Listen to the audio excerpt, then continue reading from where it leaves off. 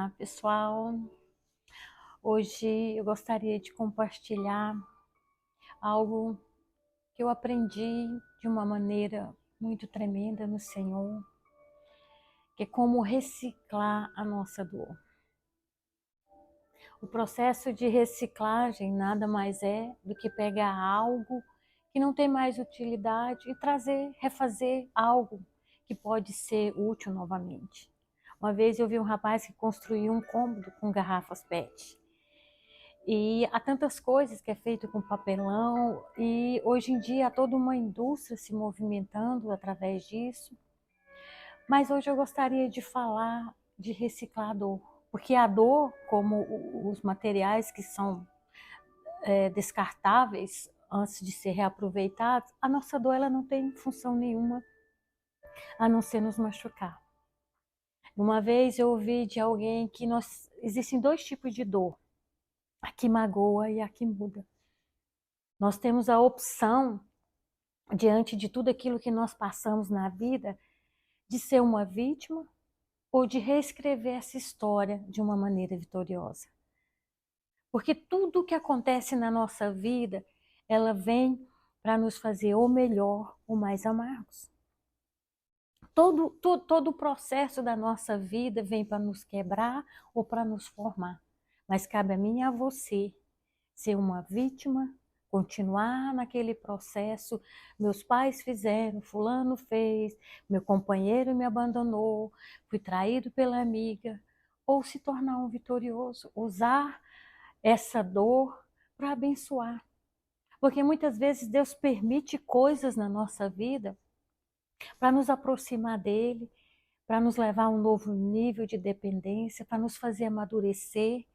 Porque nas águas paradas, nós não conquistamos crescimento. Se você a Bíblia diz que no mundo tereis aflições, mas tem de bom ânimo, eu venci o mundo.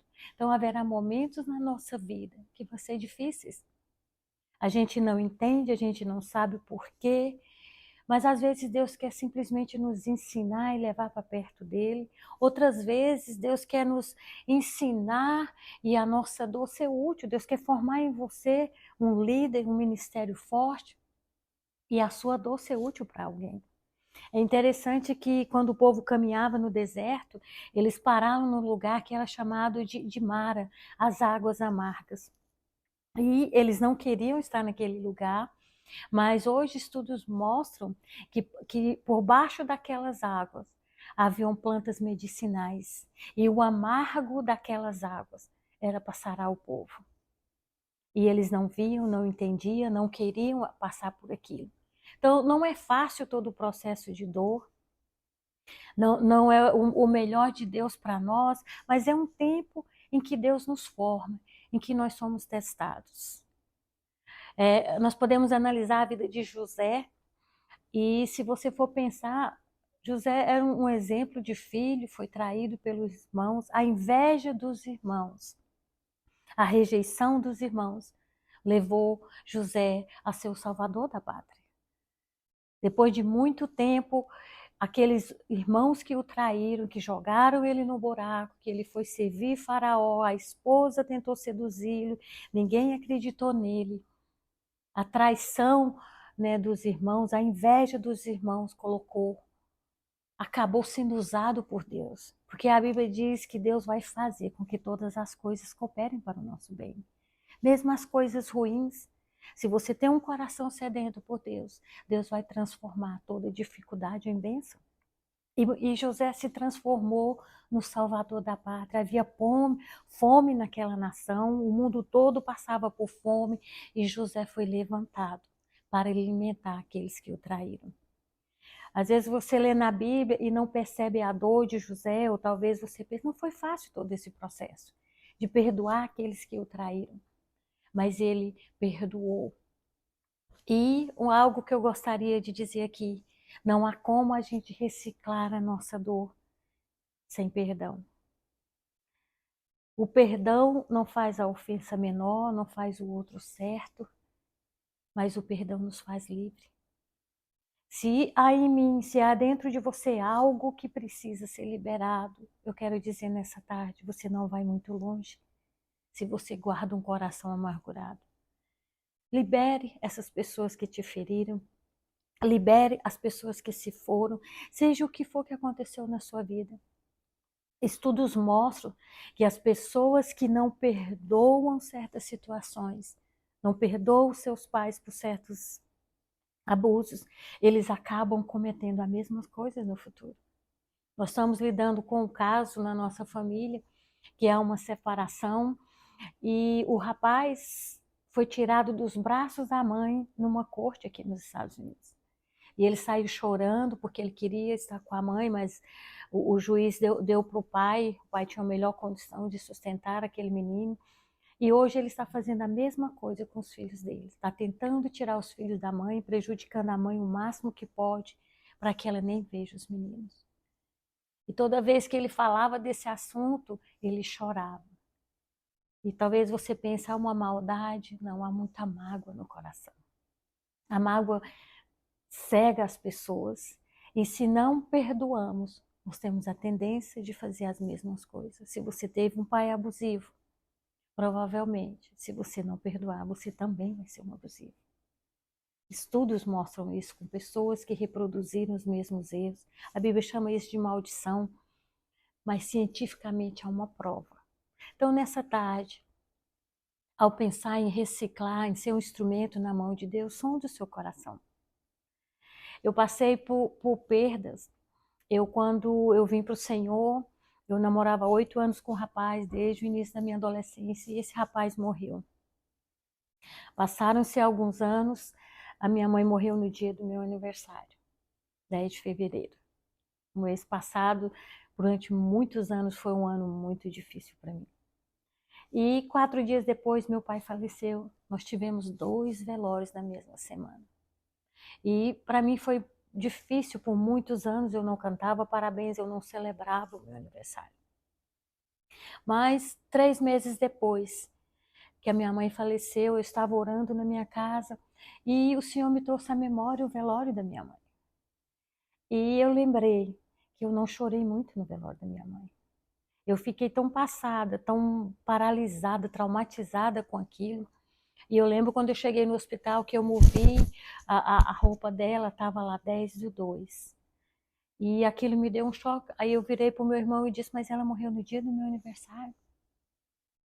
E passaram-se 3 meses, eu estava orando e o Senhor me disse, você precisa enterrar sua mãe.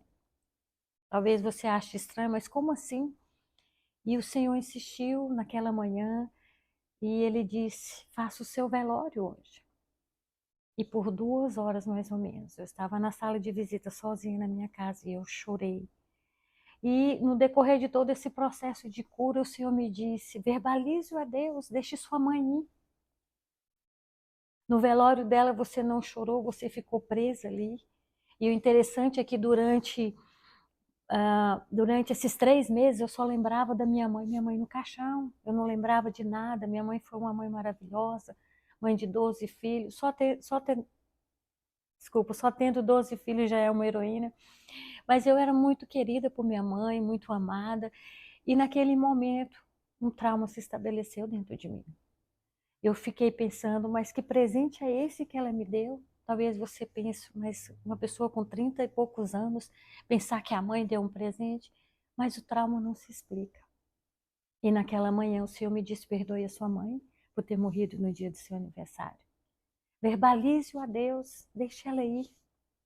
E naquela manhã eu verbalizei que eu estava deixando minha mãe ir. Eu estava perdoando a minha mãe mesmo que ela não precisasse, mas eu precisava liberar o perdão.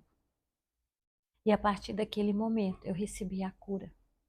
E eu voltei a sonhar, a lembrar da minha mãe em outros momentos. Passaram-se 5 anos, quando eu vinha do Brasil, meu voo atrasou 5 horas, e uma mulher sentou perto de mim e começou a falar, eu perdi meu pai, meu marido há 2 anos atrás, eu perdi meu filho, né, recentemente, e eu estou muito triste, estou muito angustiada. E ela olhou para mim e falou assim, eu não sei por que eu estou te dizendo isso. E eu falei para ela, eu sei, porque Deus quer que eu ore com você. A cura que eu tive, eu quero ministrar na sua vida. E aquela mulher, havia tantas pessoas sentadas no chão, e eu falei para ela, não, você não precisa fechar os seus olhos, eu vou orar com você, como se a gente estivesse conversando. E eu orei com aquela mulher e ministrei a cura que eu havia recebido.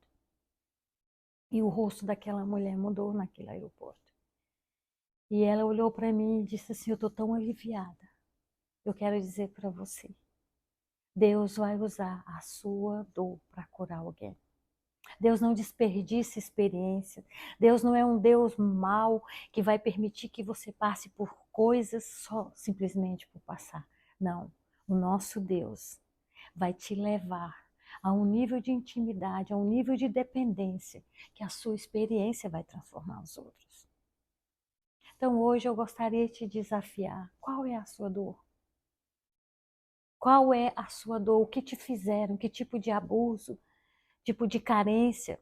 Você passou por falência? Você passou por decepções? Seja lá qual for. Deus é um Deus que quer nos levar a um nível maior de dependência.